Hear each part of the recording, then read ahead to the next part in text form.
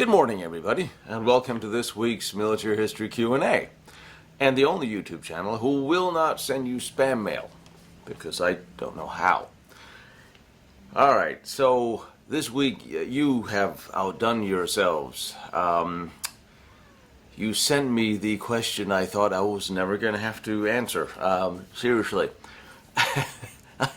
I knew one day this would come. This had to happen. It always does, and Lord knows I've done things wrong in my life. I have. I've made mistakes. I've done and said dumb things, and today you're making me pay for it, aren't you?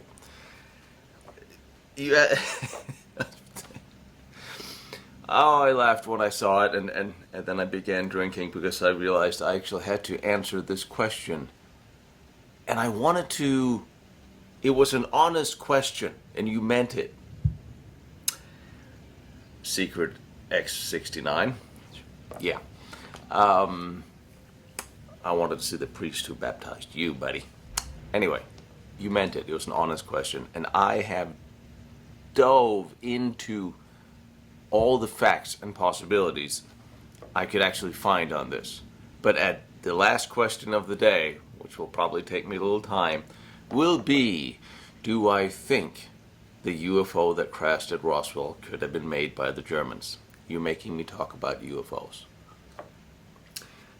I tried to research what can be verified and what's in the archives, and you're making me talk about UFOs. Well, thank you. I very much enjoyed the research, and I will give you an honest answer to what could have been done on that one. We're also going to talk about if the Germans could have taken Moscow during World War II. We're going to talk about what would have happened if the Germans had 20-year-old newer equipment at World War I, which was kind of interesting, hypothetical. And we're going to talk about Vikings and tattoos, and we're going to talk about the most underrated handgun of World War II. And I happen to have one, so I don't have to pull up all the photos, which I've done anyway. So there, let's get to it. Now, the Vikings, as we all know, were the cool Norsemen that sailed pretty much everywhere and traded pretty much everywhere, and yes, they were in North America way before Columbus was, as any Scandinavian historian will know and testify to. Question is, did the Vikings actually have tattoos? And we see all these cool TV shows about Vikings where everybody's tatted up like a biker bar. Problem is, there are two trains of thought on this. And here you get into a little bit about how mainstream historians work and work differently. The true trains of thought is, there have been no preserved Viking body found with tattoos on them. And one group of historians will then say, they didn't because we haven't found any.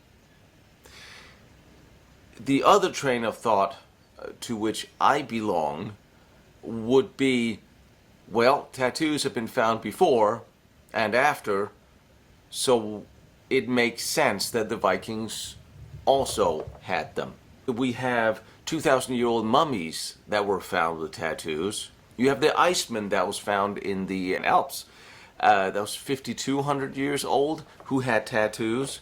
Obviously, we have tattoos ever since. So, to me, yes, the Vikings would have done the decoration of the body. They were very much about the bling out the horses, everything that looked cool, shiny rings, the gold. And if you actually ever saw a Viking horse decked out, they're a little bit like us Harley guys today, very blinged out. So why would they not do the same thing about embroidering their body? In fact, Ibn Fadlan, which was an Arab prince back in the day, he wrote of his encounters with the Vikings that they were all painted up. He didn't specify that they were tattooed, but that they were colored and decorated on their bodies. The Vikings didn't write down anything really. What we really know about the Vikings were written in the Icelandic papers years after the British monarchs of the early British century really miswrote about the Vikings because there were all these evil Norsemen. Same thing with the horns and the helmets. The Vikings did not have horns on their helmets, as my grandmother always reminded me, being a Viking historian, as she was. And as I grew up, it took me to Viking excavations all over Scandinavia, which was a great way to start a history career. When I started making movies and went to Hollywood, she always said, if you do a Viking movie, remember, they don't have horns in their helmets. Another point I want to make when it comes to things that were and then disappeared and then reappeared was things like the trebuchet and the ballista. The Romans had them.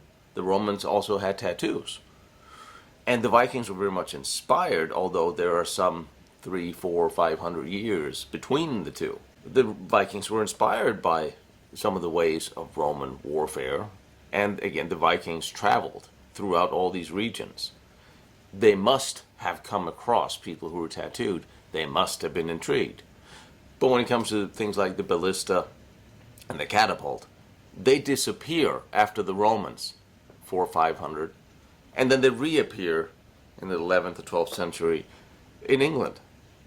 Are you telling me that the Vikings would not have that weaponry, of which they must have had the knowledge because they went to the Middle East? So here again, the historians, they have found no evidence, and therefore they cannot say that they were. I'm saying if the technology existed and had existed for that many years before, the Vikings would have come across it because they were very, very smart people. Otherwise, they would not have been able to navigate and travel the world the way they did. They actually had a very interesting social system.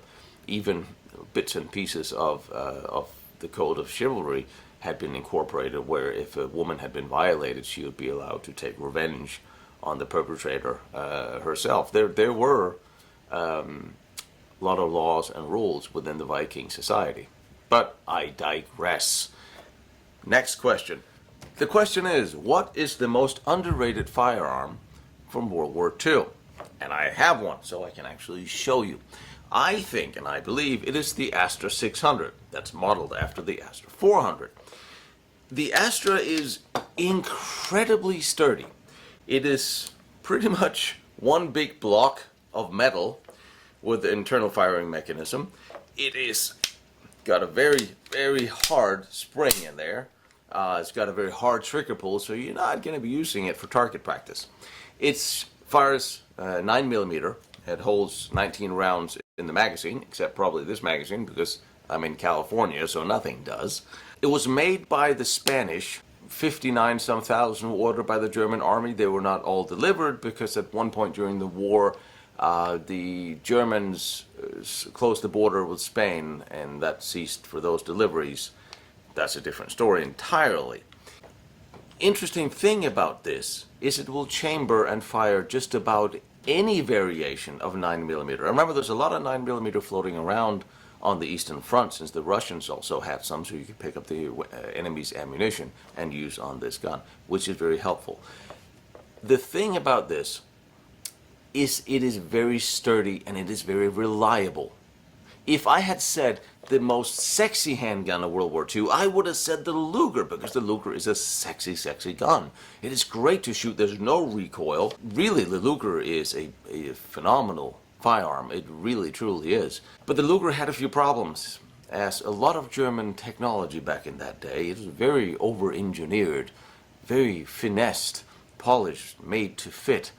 So the dirt of climbing around on the front that might come into the mechanism will cause it to jam quite easily. So you had to have this very elaborate holster that would keep dirt away from the gun. And there has its drawbacks on that as well. But certainly the Luger is not an underrated gun, because everybody would twist themselves into knots to get one. The Luger is great. I truly enjoy mine. But when it comes to underrated, I think this has to be it. It is so sturdy. I am certain if I started hammering in nails with this thing, it wouldn't break. So that also means it has a dual function. If you run out of ammunition, you can literally use this as a hammer or a hatchet to fight your way out, because it is literally one piece of metal. Some were said they were made in an 8mm. I have not found any.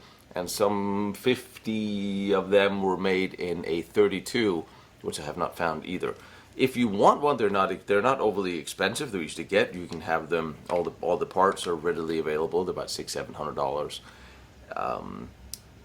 It is an interesting firearm, and because I've never seen one, and here's my challenge to you: I could not find any soldiers in World War II photos of anybody holding one of these things. Yet I read accounts of lots of German soldiers that carried these, and they absolutely loved them. They swore by them because it wouldn't let them down. But I couldn't find any photos. So here's my challenge to you. Can you find me a photo from World War II with anybody actually fielding an Astra? And for that very reason, in the last World War II film I did, I made sure to have an Astra featured, just to bring attention to something that people they haven't seen or don't know. And that's one of those little interesting things about doing this, is you come across strange things like this. Anyway, that's my story on the Astra. If you find any photos of anybody fielding one, let me know. I would love to see them. Alright, so next question is, would the Germans have won World War I if they had 20-year-old newer equipment? World War I, 1914 to the end of 1918. So if you take the equipment the Germans had 20 years newer, you're looking at 34 to 38 late. Now the question of that, I like the hypothetical because it's kind of fun, because it dives into some of the problems the Germans had during World War I that it was fixed in the next 20 years, or certainly after 33. And the main problem the German army had during World War I was transportation. They lacked the ability to, even if they broke through the Allied lines, you have to remember World War I was a vast majority of that on the Western Front was a locked trench war, where the various sides took turns in breaking in for a few kilometers and then stalling there, and then sometime later the other side would break through a few kilometers, causing huge casualties. The problems the Germans had was lack of transportation to the front and through the front. If they actually broke through the lines, they couldn't go very far because they were confined to how far and fast an infantryman could go. And you're also looking at mud and rain and wet and all these things that would make it really hard for horses and vehicles like trucks to get through. So the logistical situation around the front and breakthrough of the World War I was a key component to why Germany just could not, at that very last 1918 breakthrough, where the stormtroopers rushed through the Allied lines. But after 5-6 days, they stalled because they couldn't continue because the troops were tired. Now, if you take what the Germans had, say in 1918, you're looking at 36,703 semi-tracked vehicles, 87,329 semi-tracked trucks. You're looking at 490,000 trucks, 226,000 some cars. You're looking at 97,000 motorcycles and 245 some thousand train wagons. That's logistics. That would get stuff to the front that the Germans needed. Now, of course, they had to get through the front, and we were experimenting with tanks. As the Allied came up with the first tanks, French started building some. The Germans had a few, and they used some captured Allied tanks later on in the war. But if you give them the Panzers, and don't get excited, remember we're only 20 years from World War I, so we can't say Tiger and Panther, Panzer V or 4 even. However, we can say in the mid-30s up to 38, the Germans had Panzer Is and IIs, but they also had the T-38 Czech tank, which was a great tank. They had 3,000 armored reconnaissance vehicles and 2,400 other armored vehicles, and 2,100 some APCs. They also had some of the Sturmgeschütz. So if you had Panzer I, II, IIIs and Sturmgeschütz, and you have all that tracked armor that could navigate the mud, they would have made it to Paris. And that final breakthrough, absolutely. If you transport all that logistical and all that armor, and shall we throw in some, some Messerschmitts, some Stukas in there, some bombers, some fighter planes, all the things that the Germans tried out in Spain in the Civil War in 36, yeah, the Allies would have no chance whatsoever on land to stem and hold that back. Artillery versus artillery, it sort of turned into a numbers game. But of course, you had the 88s in the German army at that time, 20 years later, that would pick off pretty much anything at a distance that the Allies would have. And you have all these bomber planes that you could spot and bomb all the Allied build-up and concentrations and logistics behind the front of a World War I. And certainly all those trucks, vehicles, and tanks would have made it to Paris in a heartbeat. So, yes, with 20-year newer equipment, the Germans would have won World War I, hands down. The only place it might not have made much of a difference would be on the high seas. Because remember, even if we push the envelope to the very end of 1938, the Germans would have no Bismarck, no Gneisenau. There would be no Scharnhorst, no Tirpitz. So the main battleships would not be there. Submarines, they probably had more submarines in 1916 than they did in 1936 or 37. And I'm guessing on that one, because I think they would. So I don't think the British fleet would have been in much trouble facing a 1938 or 37 German army as a navy, as opposed to what they actually were facing back during World War I. But yes, hands down, all that logistics, all that armor, all the stuff they learned, that would have been made the breakthrough. Only argument one could have said, if you transport all that back to World War I, would they know how to use it, the Germans at the time? Because they learned a lot of valuable lessons by not having it. You lose a lot more from defeat than from victory. The Germans were only just beginning to experiment with the stormtrooper tactics of breakthrough lightly armored infantry, just pushing through the lines, circumventing, bypassing strong points. So would they know how to use all this equipment? And I'm going to go with, yes, if you have somebody like General Mackensen, and he was such a badass, if you parked a couple of 100 Stuks and Panzers and planes outside his front lawn in 1916 and say, by the way, here's some stuff for you, I think he would figure out how to turn that about real quick and turn that into a lot of victories on pretty much all fronts. That is my take on that. So, alright, so the next question is, could the Germans have taken Moscow during World War II?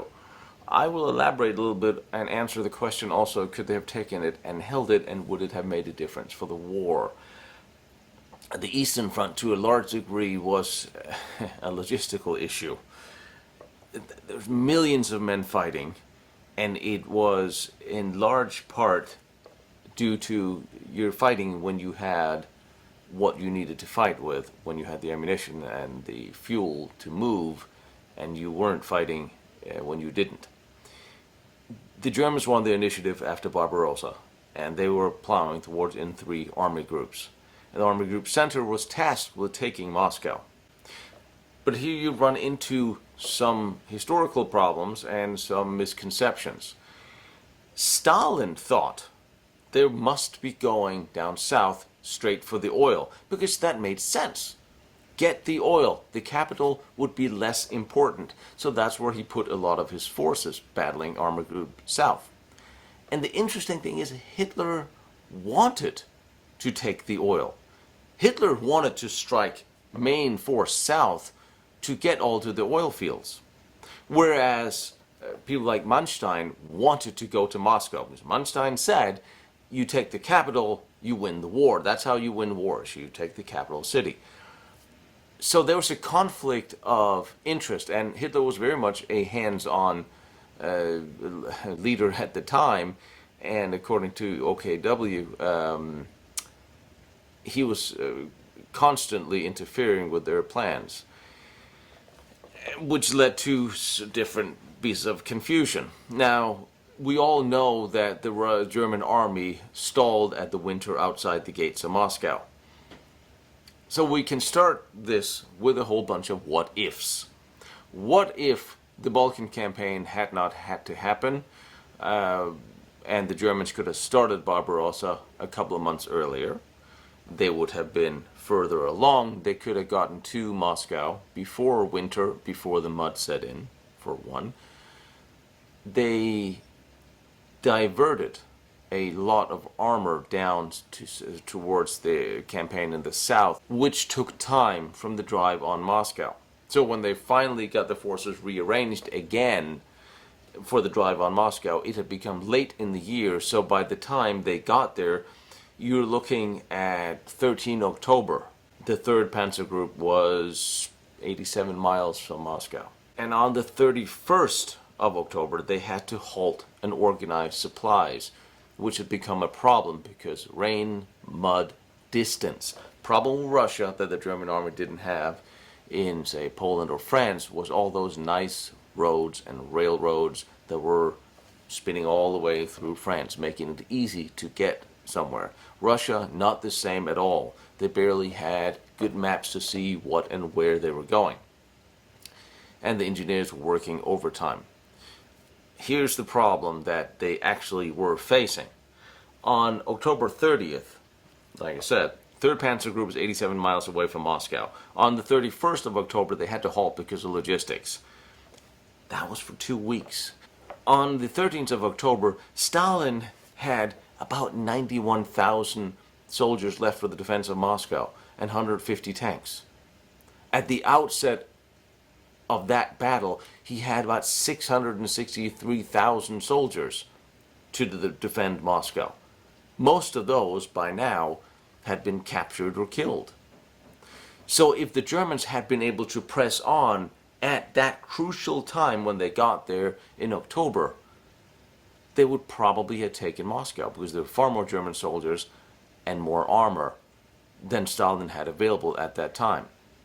Now, a couple of key things had happened was the Russian spy in Tokyo, Richard Sorge, had informed Stalin that the Japanese had no intention of attacking Russia from the other side.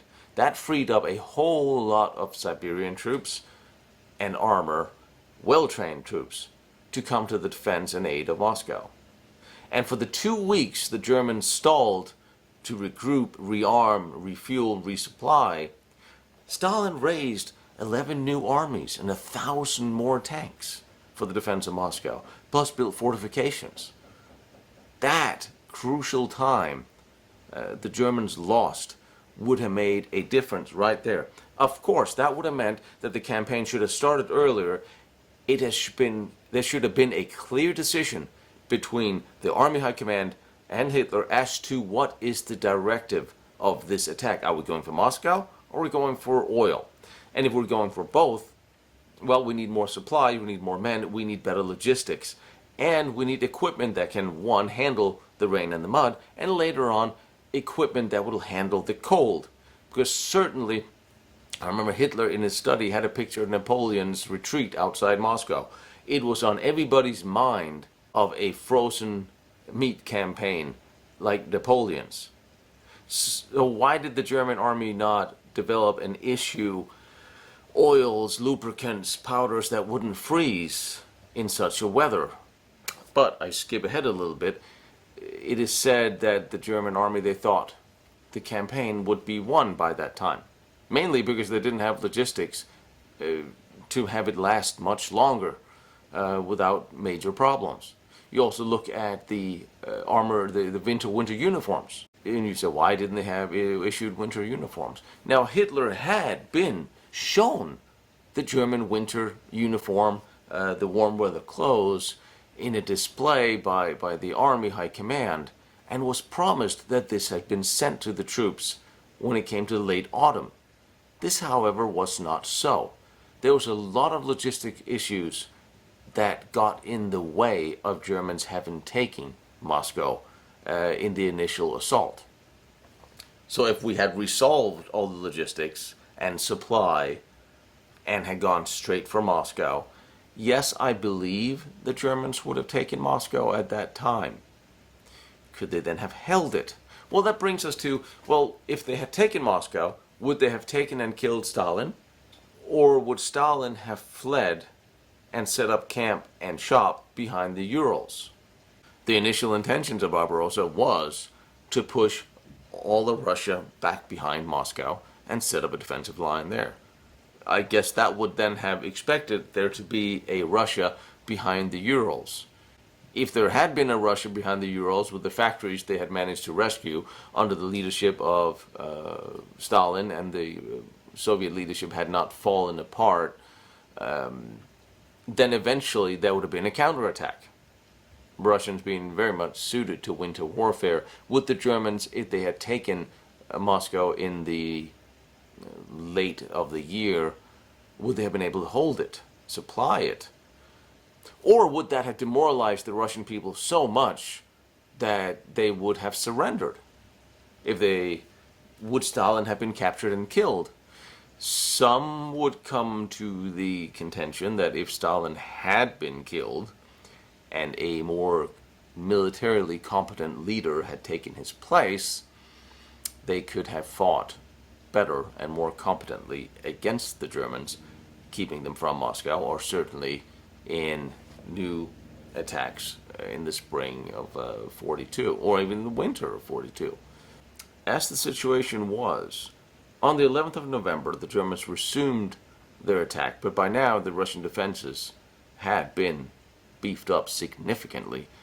The weather had also turned colder, but that meant all the mud had frozen, so now at least you could drive somewhere. On the 2nd of December, parts of the 7th Panzer came to within 14 miles of the Kremlin, and that was the closest they got into Moscow. They held that position for a day, and then due to improvised Russian counterattacks by militia and soldiers and civilians, they were driven back. You all heard the story how they could see the shining spires of the Kremlin from their position. That's how close they were. Problem with that story is they really couldn't have, because Moscow had been completely reconfigured. The spires had been painted for camouflage. They had erected mock buildings on the Red Square to foil air reconnaissance or air bombardment. And the story of their shining spire story actually came from the German propaganda minister Goebbels, who in his speech said the German soldiers were so close they could see the shining spires of Kremlin. It was a propaganda thing, because there's also a few apartment blocks and things in the way of from Khimki to see the Kremlin at all. But they were there for a day, and then they had to leave, and no shining spires on that one. On the 5th of December, the Russians mounted a major counterattack and pushed the Germans back 150 miles back, finally ending their assault on the 7th of January, where the Germans had managed to establish and hold a line. And you all heard about Hitler's Stand Fast order, and we all thought, well, that was barbaric and a terrible bad idea, but it might not have been, because in a rout, if everybody just starts fleeing, well, yes, you lose equipment, but you also break up the unit cohesion and the formations, the fighting formations that could actually withstand localized attacks or stand and fight. And the route might have been hundreds of miles further back. In this event, by stopping and standing, they stopped the route, they held a line, from which you could now say, well, in 42, they could have been resupplied from and then renew their attack on Moscow. Which, if it had been a concerted effort, yes, I'm saying they could have probably have taken Moscow in 42, if it was a centralized, concerted effort to do so. But at that point, the oil becomes a pressing issue. Everything runs on oil and gasoline that the Germans needed. Number one, if you take the Russian oil fields, you would deny the Russians the oil, but you'd also gain it for your own forces. And in 42, that had become far more pressing than even in 41 initially. And Moscow was not really an important strategic goal at this point. If you had to continue the war effort, you need the means to do so. And that's why they didn't renew the drive on Moscow in 42. Certainly the Army Group Center held and made advances, but the main battle area in 42 was for Army Group South, towards the oil fields, Stalingrad, and everything that came with that. So I'm saying if there was a chance for the Germans to take Moscow, it would have been in 1941, having properly prepared for it logistically, not having had to take that 2-week break, given Stalin the time to bring in reinforcements and more tanks. So basically logistics let the Germans down from doing so, and even if they had taken Moscow, it would have been at the very stretched end of their logistical capacity, and the Russians would probably have taken it back in 42, because all those troops down in Siberia that came up, if they hadn't made it in time for an assault on Moscow initially, well, they would be there a month later if the Germans had continued their advance. And they would simply have encircled, or could have encircled, Moscow at the time. Also, you can make a case that the German Air Force never focused on a long-range heavy bomber that could strike the Russian factories behind the Urals and drop significant loads on them, or even on Moscow, or on Moscow's defensive lines. Again, cold, freezing weather was an issue that the German military had not properly prepared for, which is amazing because Hitler was keenly aware of it. He had pointed out those dangers and was apparently not heard. And you always heard about the crazed dictator that kills everybody who disagrees with him. They lied to him outright when they told him that the winter clothing and equipment had been issued, because it hadn't. And no one got shot over that one, except a whole lot of German troops that froze to death. Frostbite outside Moscow in the winter of 41 was responsible for more casualties than battlefield warfare. But anyway, yes, they could have done it if they hadn't divided their troops. If they had done a whole lot of things, would have been done differently. Given the situation as it was, it is doubtful that they would have taken and held Moscow for any length of time, at least without a significant increase in logistical capacity. And that is my take on that. All right, on to the fun one. Could the UFO crash at Roswell have been a Nazi UFO? Well, if I knew the answer for certain, well, I probably wouldn't tell you, because I probably wouldn't be allowed to tell you. And if I knew, everybody else would probably know as well what that was. I like to spike my videos with some relevant photos and videos from the time. Gee whiz, it's kind of a problem to find photos of any of these.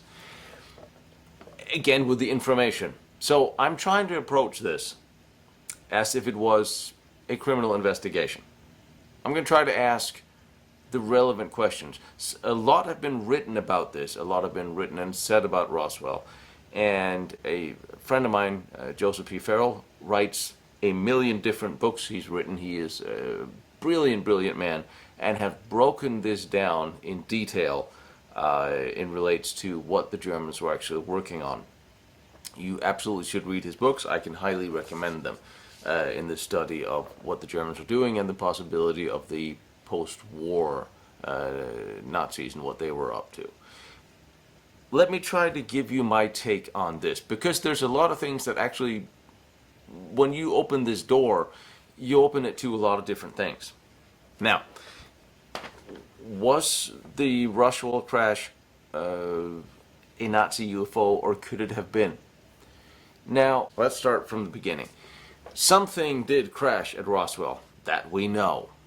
That's who's beyond dispute. That none of us at this point in time, and I am a die-hard military historian, I want to see what was there. If you tell me you had a tank that could do this, I would like to see it do that particular thing. I want to see and I want to know, I want to read, I want to go more than second or third hand stories from somebody who heard, they saw, they thought. That makes it a problem when it comes to UFOs because, well, what do we really know? We have hearsay, we have leaked documentation, and, well, one thing we do have that happened recently, and with all respect to everything that's going on in the world right now, and from viruses to politics and small wars and all this silly nonsense that's going on, when the Air Force actually admits, like they did a little while ago, that the recent videos captured by fighter crafts, like the Tic Tac aircraft or the Nimitz group aircraft, captured on their in-flight videos what appeared to be UFOs or objects doing most insane, crazy things. And the Air Force admits that these are real videos, they're authentic. Well, shouldn't everything stop and have everybody just... We have press conference with the president on a daily basis. Wouldn't anybody want to ask him about this? I mean, seriously, had this happened 40 years ago, that the Air Force had admitted that UFO videos were taken by the Air Force pilots were real, it will be on every front page of every newspaper ever.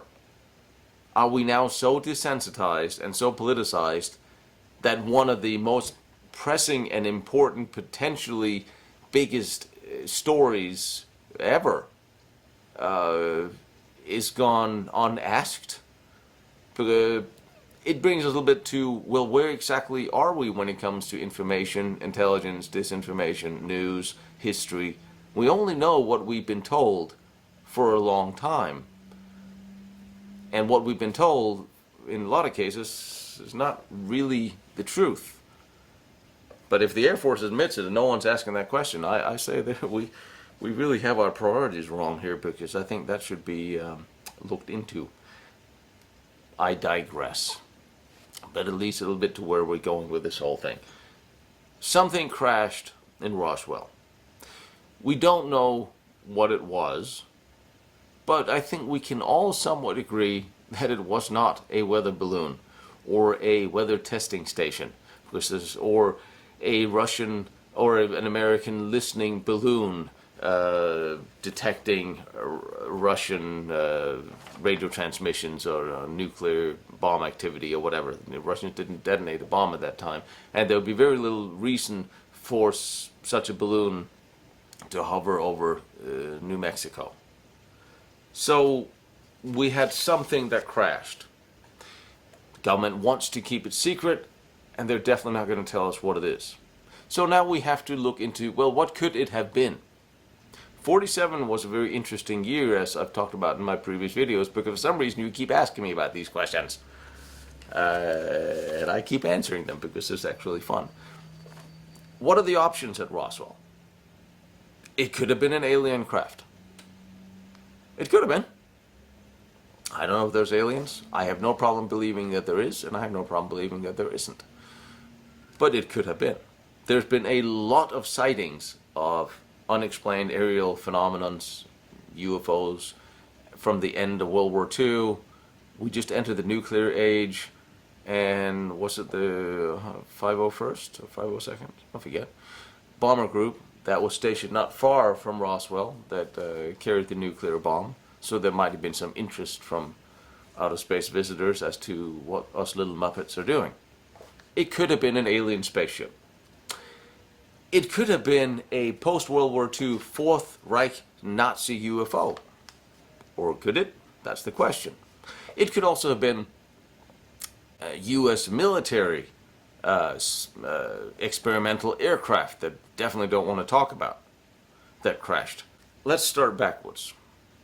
If the U.S. military / Air Force had anything that was so secret in 47 and classified, it would have been declassified by now. Remember the F-117, the stealth fighter, we saw that for the first time in 91, but it was flew for the first time 60s. So you're looking at 20, 30 years from development till the public knowledge. Imagine what we have today. that we won't be told about for another 30 years. I think that's why we announced Space Force. But again, I digress. You study these things, you open up a lot of doors. I'm going to try to keep on point. If there's anything that was designed and built and developed in the United States that we were testing and flying and we wanted to keep a secret in 47, there's no reason why it cannot be disclosed today. I mean, our governments, our intelligence services, we lie all the time about what we do and what happens and what's been done and what is secret for national security, and that is totally fine with me. We don't want everybody to know what we're doing, what these guys are doing, what they're building, and what we have, what our capabilities are. Obviously, no problem with that. But after so many years, everybody involved are pretty much dead, and there would be no reason to keep this secret anymore. There's no tech from 47 that would still be a secret today. Or is there? We get back to that in a minute, because now we're talking about the Fourth Reich UFO. The Germans were working on some very, very experimental and very interesting technologies. And if you research those technologies, which is rather hard to do because a lot of those are still classified, which again brings us to, well, if the Germans were working on it during the war, why is it still classified? Was it that groundbreaking? It might have been. That also brings us to a fourth option. It could have been German or Nazi technology, if you will, that had been captured and was tested by the Americans in 1947. But in 1947, we were testing the V1s and V2s, the rockets that we captured from the scientists in Peenemünde. We had all the German rocket scientists that had come over that was now working for NASA, like Dornberger, von Braun, Debus, all very interesting people. And some of them supposedly were brought in to look at the Roswell wreck to see if they could identify any of it. Interesting, if you read the original memo from Roswell from General Shogun, and I believe there's one that's the original one, and then there's one that had been falsified in some way or could not be verified, which is again rather strange. There's so much gossip and so much crap around this particular event that is really hard to detect what was and what wasn't. But if you read the general's memo, he wrote an intelligence memorandum of October in 47, where he was talking about vectored jet exhaust on the wreck. And he posed a question that they needed to figure out where the Horten brothers were. The Horten brothers were German aircraft designers during World War II that, amongst others, designed the Horten wing, of which you can say a very large part inspired the B-2.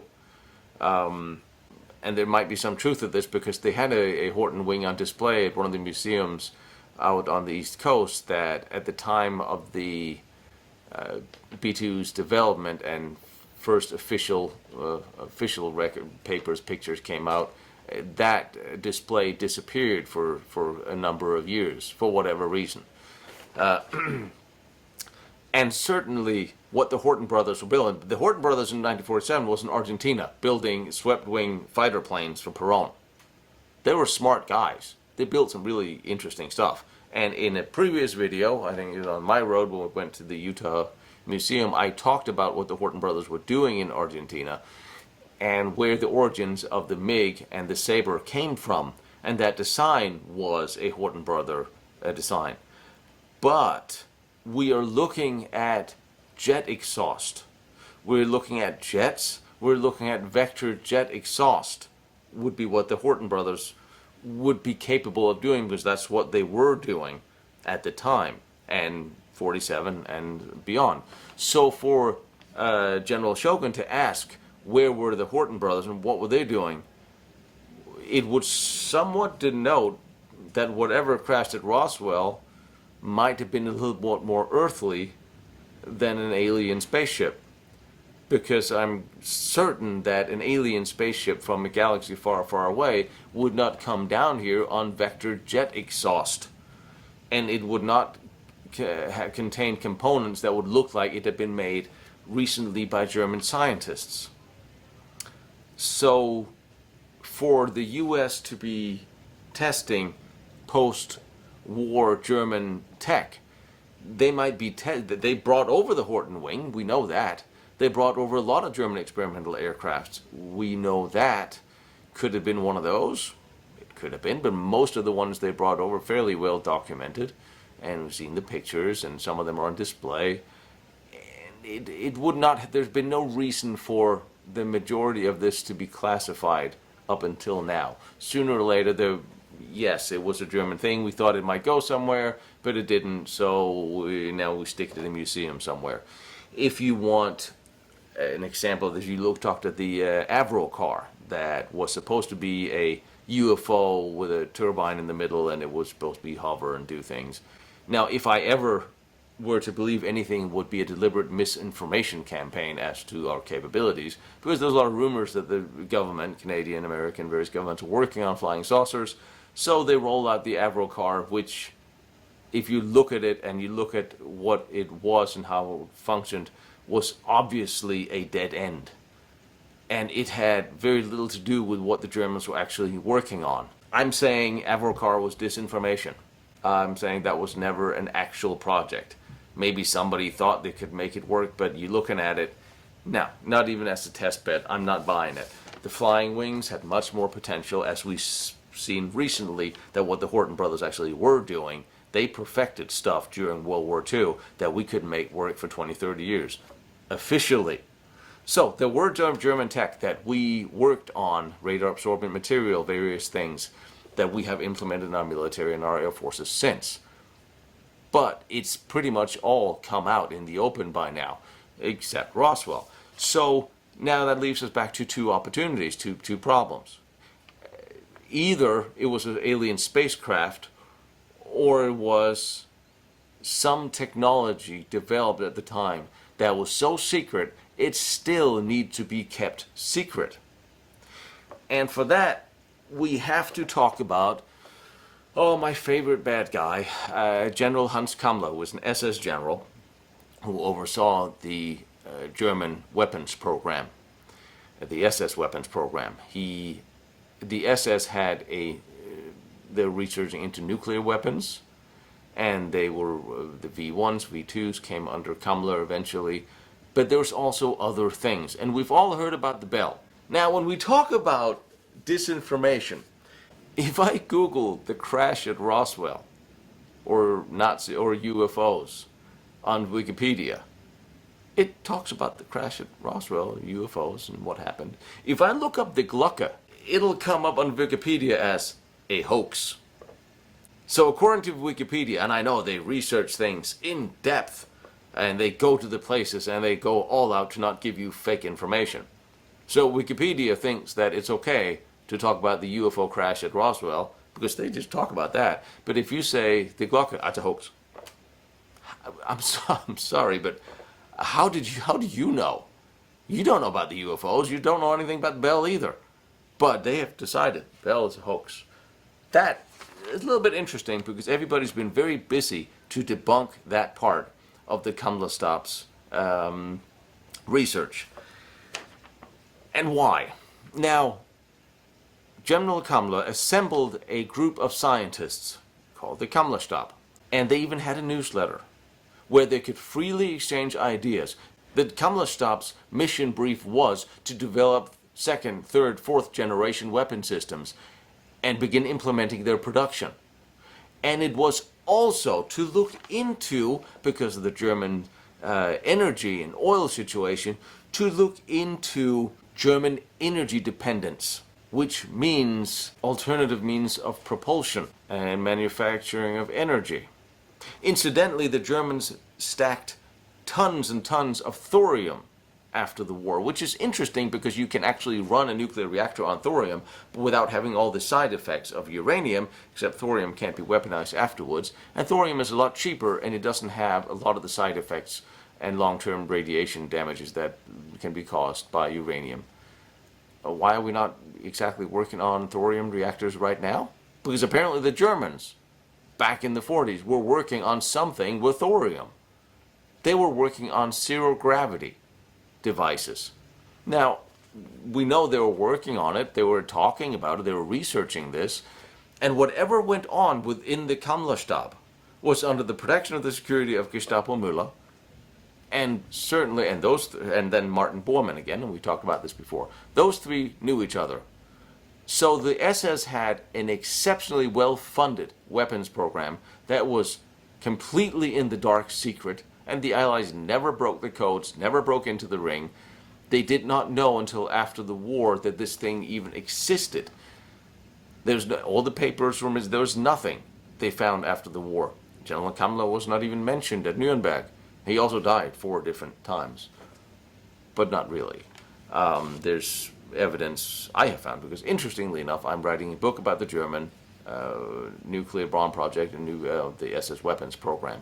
And I've come across things that are on one hand hearsay, and some of the things that have come out in the subsequent war crimes trials of people like Emil Matzov, which was an SS general that you have never heard about, who talked about research that was being done under his watch, which was, amongst other, organizing slave labor, which was another way for the SS to, theoretically, they had all the funds and money they needed, and they had all that free slave labor, which also meant they, in theory, had an unlimited supply of labor and money and funding and secrecy and power. They could research and work on anything they wanted. So if there ever was a Nazi UFO type situation, it would have been developed by Hans Kammler, of which none of you know anything. And a lot of the people that worked under Hans Kammler ended up working for NASA, which again, yes, some of them worked in very questionable ways, some of them utilized slave labor, some of them resulted in people dying, some of them done bad things. I understand. But theoretically, World War II could have been remembered as the small war, because World War III, that could have been right around the corner with the Russians, would have been a big war with a lot more casualties and nuclear weapons. So at that point, it was important for the US and the British and the Russians to get all the German scientists and know-how they could possibly get to work on their side, which is what we did. So did we bring over Kammler and some of his projects, like the Bell, like other weapons projects, and was that what we were testing? Now, the interesting thing about the Bell that Wikipedia decides to call a hoax, during the trials of people like Emil Matzov and Spornberg, another SS general, began to be revealed from those trial transcripts that slowly have begun making their way to the surface, that the Germans were actually working on something very special. It could also accordingly have been used for uranium enrichment. It could have been a lot of different things. But the Heisenberg project was not really that well funded. I don't think Heisenberg and his scientists were clued in on what the SS were doing. And I think, and I know, the SS were far better funded than Heisenberg. But Heisenberg, being probably of questionable loyalties, not really a big fan of the war, the Nazis, I think the SS would have kept that group out there doing a white project while they were working on their significantly better funded black project.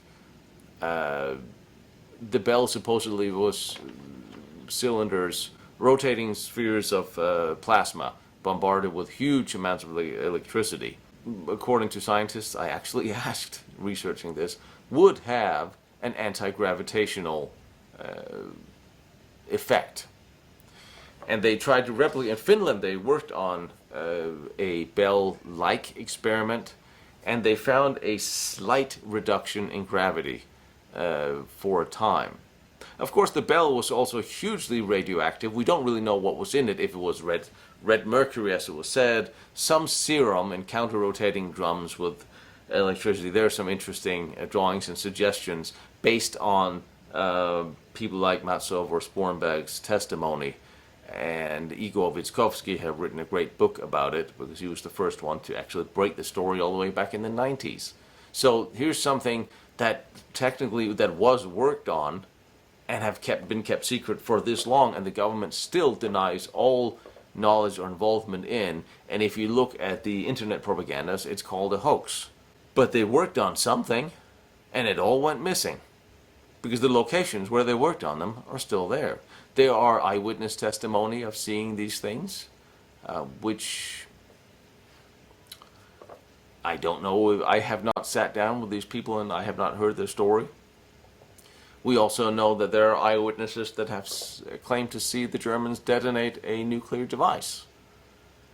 These stories were told and written down even in testimony from before the war ended by us dropping the first nuclear bomb, which is what prompted me to start researching the book about the SS weapons programs, because there's a lot of things we haven't been told that are rather interesting. So if we're looking at the two options, this is German tech tested by us, the Americans, or this is a Fourth Reich breakaway Nazi society testing their weapons. The alien spaceship crash, I can't talk to because, well, it's I don't know. And if I did know, I probably wouldn't be allowed to tell you anyway. Everything is drowning in misinformation and disinformation of many different generations, to the point where we talk about aliens until there's a presidential statement where we actually, well, here's the bodies, here's the ship, we've always known. We don't really know. And I think all the powers that be on this planet have made a very deliberate plan to not tell us. So I can't say. I don't know. I have no problem believing there are aliens. I have no problem believing that there aren't aliens. I would like to see them, and it will not ruin my world if there are. But I can't talk to the fact that it was an alien spaceship or not. But I can circumstantially talk about what it could have been if it had been a German spaceship. And the question is, could it have been? If you are to build a spaceship, or if you are to build a UFO, hell, if you are to build a flying saucer, a round disc shape that can traverse continents, you need a phenomenal amount of money. You need a huge infrastructure. You need energy, materials, you need space, you need room to build these, raw materials, secrecy. So in order to actually build and make something like this function, you're not going to see one being built in Denmark in secrecy, because they don't have the money, they don't have the space, and they don't have the room. You're not going to be seeing one built on Iceland, just to hammer home the point. Now, you had the Manhattan Project, which was incredibly well funded, incredibly secret, and they spent tons of money. Now, a Manhattan-sized project would be able to create such technology if they knew how to build it, keep it secret, make it fly. But you're looking at something that big. If you're looking at a post-war Nazi society in 1947, where and how? Now, the Germans might have had the money, because Lord knows Bormann smuggled out billions of Reichsmarks. So they had the money. And if they researched it and were successful during the war, you may not need that many scientists to run it if you made it work during the war. You just had to find a location. Now, where are you going to put this thing and test it and fly it and service it and fuel it and all the energy it takes without anybody knowing? I know the Germans had a research station out in Africa, and in Argentina there was a huge compound as well, not Colonial Dignidad, and from hundreds of miles of secret installations where theoretically, for a while, but again, in the middle of Argentina was not in 47. Out in the jungle was not industrialized. You would have to build huge power plants. You would have to bring infrastructure. You have to build roads. You have to get all this stuff to build more and to maintain these things. And if you, by a miracle, spent all the money, now you just lost the war. Your country lost the war. Maybe the Nazi organization disappeared with all their money, but the country lost the war because of the war. Would you spend billions of dollars, Reichsmarks of gold, to build a flying device and fly it over America where it could get lost? Would you do that? I don't think so. Why would you do such a thing? If the Nazis got away with a flying device that could traverse continents at speed, and it could have gotten to North America from Argentina, from wherever, why would they go there? Why wouldn't they hide away and rebuild?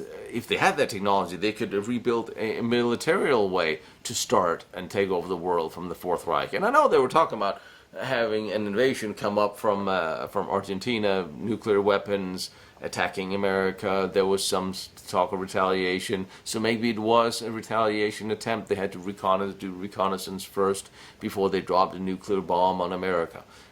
Maybe, completely hypothetical here. That is plausible, somewhat plausible. But again, they would have to spend all that time and money to, from hiding, pick up a secret weapon and make an attack. For what? They wouldn't have any forces to occupy America or even Germany at that time again. So why would the German scientist in a hypothetical Fourth Reich fly to Roswell, fly to America with such technology at that time? I find that kind of hard to believe. I have a bit of a problem seeing why they would do that, why they would spend the resources, and if they could even keep it secret. Well, that brings us back to, well, we could have gotten some of that technology from the Germans and be testing it. And if we had tested German tech in 47, which we were doing, well, why would we still keep it secret? Unless we are looking at zero-point energy and anti-gravitational, because that would still be real sore spot today. Zero energy? Nobody wants that today because we're still a fuel-based economy. And I don't think Tesla rose out of the grave and did this. So if we had found something that revolutionary in Germany, or somebody like General Kammler had come over and showed us, which there's some indication that he might have done.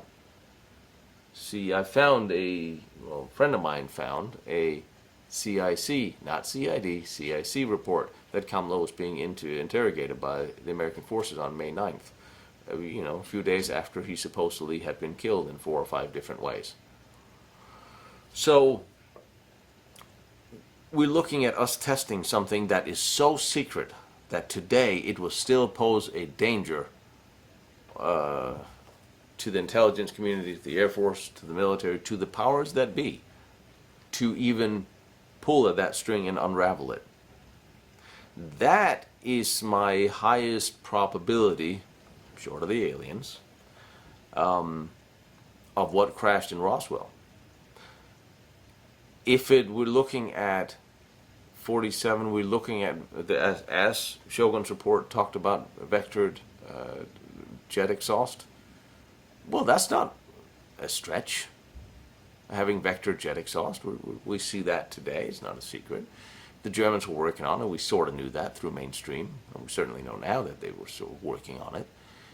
So if we were testing a experimental German aircraft with vectored jet exhaust and it crashed in Roswell, why would we keep it secret today? Unless, of course, we had made something like the Bell worked, and the Bell was an anti-gravitational device that would make it easy for very small amounts of fuel to propel a non-gravity object with a bell inside. Of course, did I mention the Bell killed everything it came within reach of? Plants would literally liquefy next to it. 6 of the scientists died initially. It was very radioactive. It couldn't really be controlled. It was kept in rooms with tile and rubber that was hosed down by prisoners that probably died from exposure afterwards. So being near the Bell was not good for your health. Didn't they order tile after the Roswell crash? Like, a whole bunch of tile? Anyway, I digress. I don't know anything about UFOs. But apparently the Bell was housed in rooms with tile on the wall, and I think they ordered that in Roswell. Never mind. So there, it is a lot of speculation.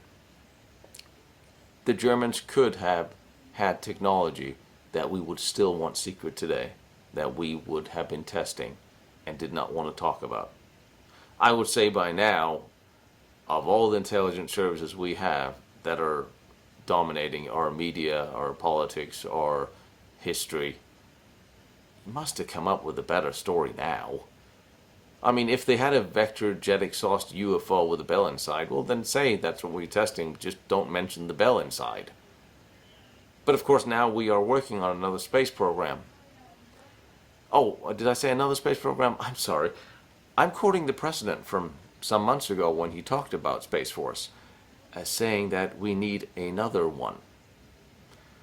And I stopped for a minute and go like, did you just say we need another Space Force? Which one is the first one? It's a good way to start unrolling tech that we've been working on that we haven't been talking about for all these years, isn't it? Speculation on my part, because I don't know a damn thing about things that fly around in space. But my best guess to what could have crashed in Roswell, short of a UFO, would be highly advanced German technology with tech that is still classified today, and something like what Kamloops had been tasked with building, 3rd, 4th, 5th generation weaponry, and get rid of Germany's energy independence, and looking at zero gravity. What are they doing all that thorium? And why are we not looking into using thorium? We saw, I don't know if you saw the video I did about the nuclear rocket we had made and that worked all the way back in the 50s. We made it functioning. We're going to use it to go to Mars. As soon as it was proven it could be clustered, it could be assembled up in space, then we shut down the project and sent everybody home, and we haven't heard about it since. But NASA a couple of years ago started talking about bringing it back to go to Mars. Now you're telling me we spent billions and billions of dollars on a project, on a nuclear propulsion project that functioned, and when we made it work, we shut it all down. See, every time you open a new door in these investigations, you come into more questions of things that doesn't make sense. So if the Germans had something that worked, did it just disappear, or did we disappear it because it worked? And that's why we're not going to tell anybody what happened at Roswell. The Shogun must have been under the impression, if that memo was real, because we're back to disinformation and information and more disinformation. You cannot trust the majority of what you hear, because you only hear what you're supposed to, unless you really, really dig, and then you have to put pieces like a puzzle together. That's a lot of speculation on one video. See what you did? You make me talk about UFOs, you bad person. Just remember, I like where Joseph Farrell is going on this. But I think if you look at the economics, who would have the resources to build something like this? We would. After the war, America, we would have that resources. The Nazis and exiles, they might have the funding, but could they get everything together and built and serviced and then fly over here in in a couple of years after the war ended? That seems doubtful. And it seems doubtful that they would. You would think if you just lost your home and your country and the war, you would use your resources a little bit more pragmatical than to fly UFOs around the skies of America. So we could also say, well, what was the Manhattan Project? We spent so much money on enriching uranium and building this thing. These 2 bombs, 3 bombs. And the Germans, even Heisenberg, knew how to do this on a shoestring budget. If he had had all the money in the world, which the SS did, he would have more than likely have been able to make a German nuclear bomb. I think if you look at the Heisenberg nuclear project, I think a lot of know-how was denied him, a lot of funding was denied him. And remember, there's 3 or 4 different German nuclear weapons projects during World War II, and Heisenberg's was only one. He had almost no funding, and he still pretty much got everything right that the Manhattan Project did for almost no money.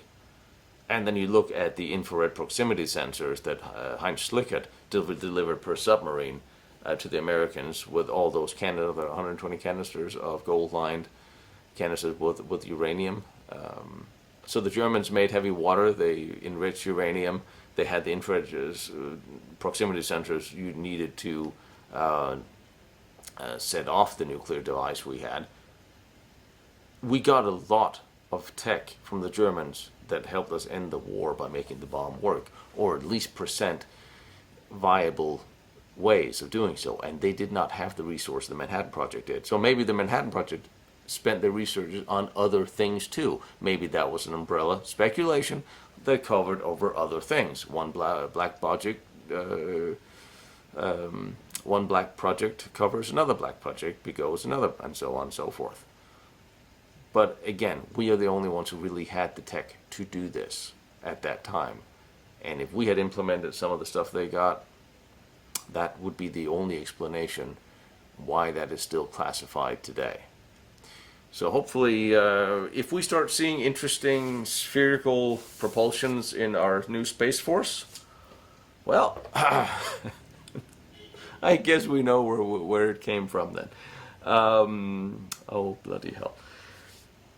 I'm sorry I have to cut it a little short today. We're going to keep it to under 7 hours, or however long I can hear myself talking. Still working on a movie that I have to finish so I can make money and keep doing this for you guys. Incidentally, here is a shout out to all of you.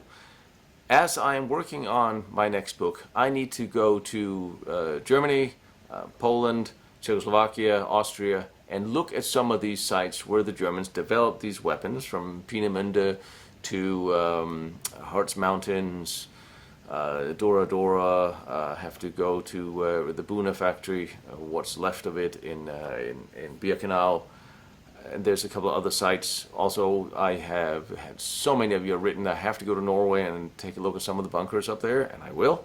And same thing goes for what I find in Poland. Got to go to the Pencil Museum to do a documentary about the assault gun brigade that I just finished my last book about. Any of you guys are out there, you have any interesting suggestions, or you are in any of these locations and want to show me something that you found in the forest, or you think I should see or put on video, do a documentary about, please let me know. Write me, ask me. I would love to hear from you guys, since you know I'm going. And as soon as we can travel and Germany, Poland, and Czechoslovakia is open again, I will be there, because we're going to be looking at a busy summer and season with films and other work. So I want to get there with my camera and a metal detector and a Geiger counter. Also, I'm going to Rugen Island, and if you have a boat, I need to hear from you. Yep, I'll think about it. And here is the picture of the week that I thought was really, really cool. And if any of you know what this is, I do know what it is. I just think it's really the coolest thing I have seen on a war watercraft ever. So anyway, here's the picture of the week. You have a wonderful day, and I will see you next week. Bye.